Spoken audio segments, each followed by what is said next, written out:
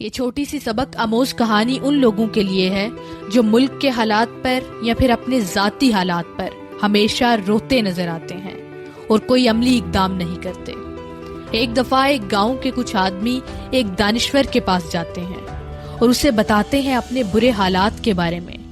وہ 2-3 دن مسلسل وہی باتیں رپیٹ موڈ پہ کرتے ہیں۔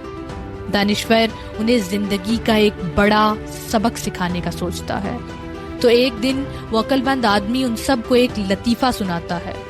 وہ سب لوگ زور زور سے ہنستے ہیں۔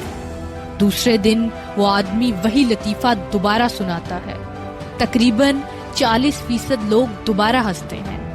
تیسرے دن اس آدمی نے وہی لطیفہ پھر سنا دیا۔ ایک آدمی مسکرایا تک نہیں۔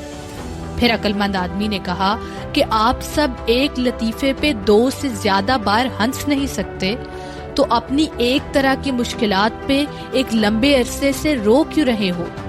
ان تمام فضول باتوں پہ بار بار بحث کیوں کرتے ہو؟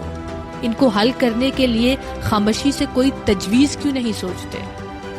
When you complain, you make yourself a victim.